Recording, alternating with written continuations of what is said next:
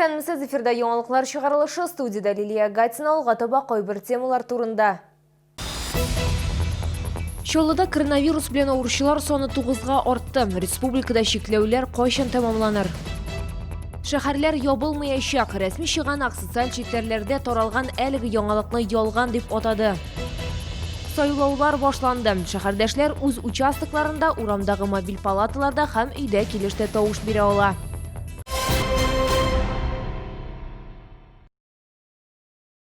Узган тәүлектә Татарстанда COVID-19 белән зарарлануның 40 яңа очрагы ачыкланган. Республикада коронавирус белән авыру очракларының гомуми саны 4390-га җитте. Чаллыда авыручылар саны 9-га артты. Шулай итеп, 26 июньгә шәһәрдә 697 коронавирус йоктыру очрагы исәпләнә.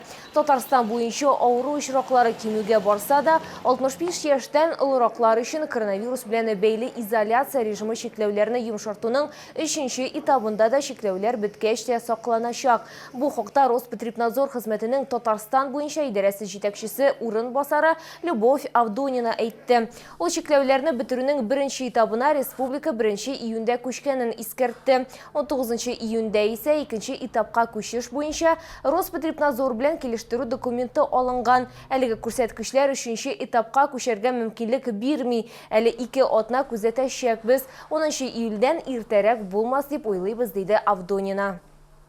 Яңа чикләүләр кертелмәячәк. Бу хакта онлайн брифингта Татарстан Республикасы Президенты матбугат хезмәте җитәкчесе Лилия Галимова хәбәр итте. Системалы эш алып барыла һәм бүгенге көндә бернинди чикләүләр кертү планлаштырылмый. Шәһәрләрне ябу турында фейклар рәвешендәге социаль челтәрләрдә тиражлана торган барлык яңалыклар да чын барлыкка туры килми, диде Галимова. Барлык рәсми мәгълүмат Татарстанның оператив штабыннан гына трансляцияләнә. Бүгенге көндә республикада коронавирус инфекциясе пандемиясе белән бәйле вазгыять контрольдә тотыла. Көн сайын COVID-19 инфекциясе белән зарлану очраклары теркәлсә дә, барысы да штат режимында уза.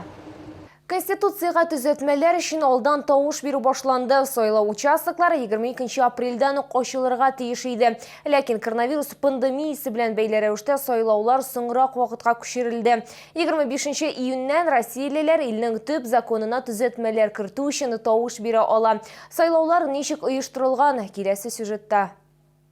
Һәр сайлаучы җитди адым ясый. Алар илнең төп законына үзгәрешләр кертү кирәкме, юкмы икәнлеген хәл итәләр. Быелгы сайлаулар үзенчәлекле. Тавыш бирү пандемия шартларында уза. Участокларда барлык куркынычсызлык чаралары күрелгән. Дезинфекция үткәрелә, махсус келәм керүчеләрнең аяк киемен микроблардан эшкәртә. Сайлаучының температурасы үлчәнә, куллар махсус дезинфекция сорышы белән эшкәртелә. Шулай ук шәхси саклану чаралары, битлекләр, перчаткалар һәм сайлаучыга аерым каләм бирелә. Кабинкаларда пәрдәләр юк. Сайлаучылар тавыш бирү пунктына бер яктан керә, икенче яктан чыга. Шәһәр мэры Нөл Мәгдиев сайлаучыларның беренче көнендә үк тавыш бирде.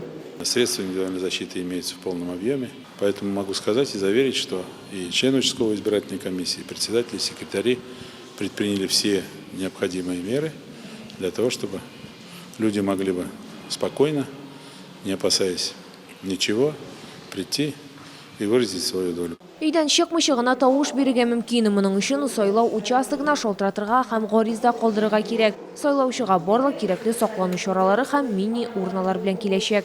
Индивидуальный пакет передается избирателю.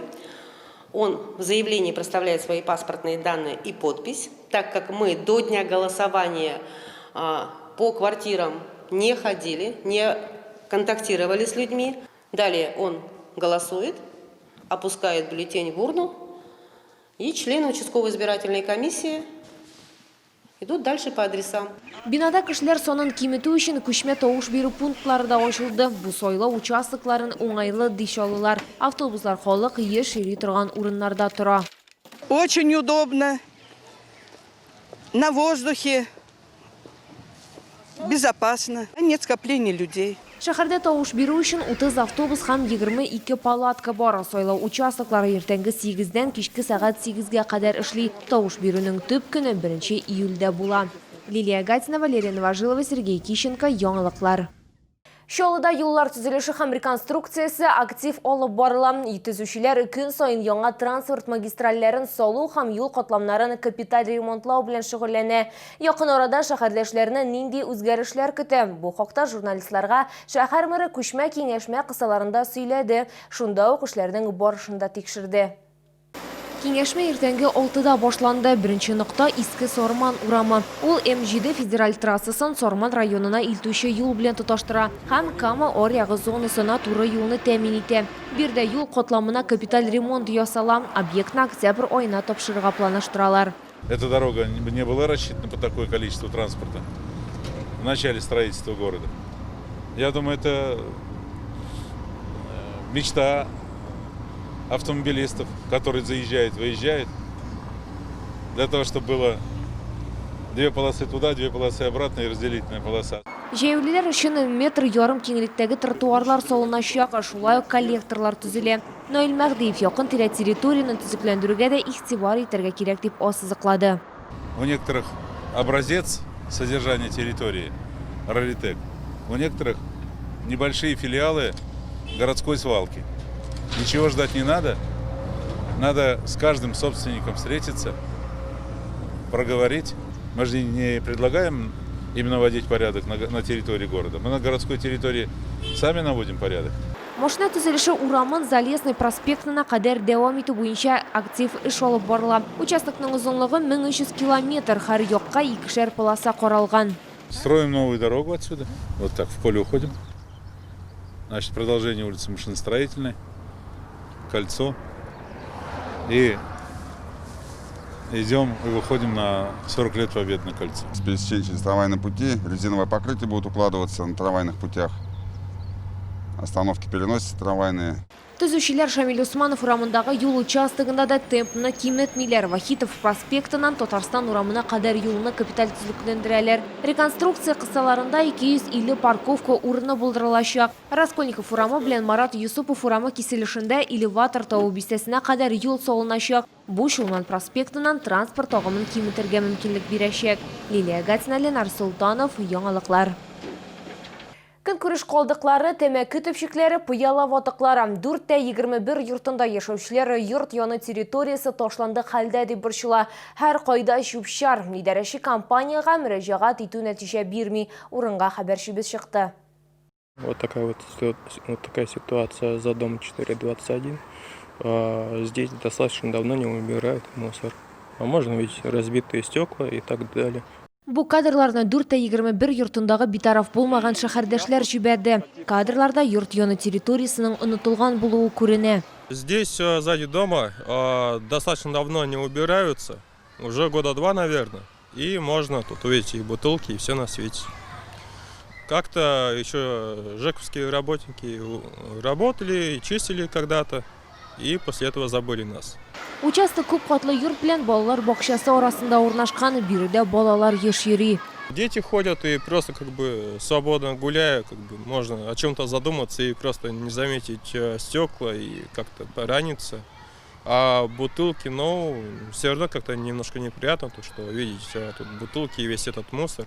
Электротехника федерейту компаниясы хезмәткәрләре камераға жауап беруден баш тарттылар. График буенча җыештырабыз дип аңлаттылар. Тәрәзә астында яткан бүтән шүпне йортта яшәүчеләр үзләре ташлый диделәр. Шуңа да карамасан, идарәче компанияда әлеге проблема белән шөгыльләнергә һәм ишегаларын җыештыручыларны өстәмә җыештыруга чыгарырга сүз бирделәр. Лилия Гатина, Ленар Султанов, Яңалыклар. Бу сезгә җиткерәсе соңгы мәгълүматыбыз иде. Мин Лилия Гатина сезнең белән сау булашам. Исән-имин булыгыз.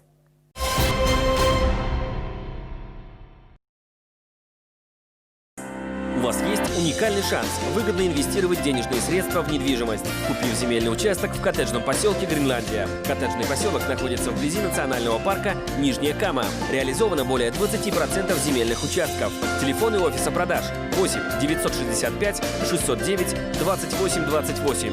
Комфортное лечение зубов по доступным ценам стоматологии «Улыбка» 39 23 23. Болгарская ведунья – дипломированный специалист. Высокоэффективный старинный заговор от пагубных пристрастий по фото. Приворот – возврат любимых людей. Благодарность после результата. Запись по телефону в Челнах 21 65 06.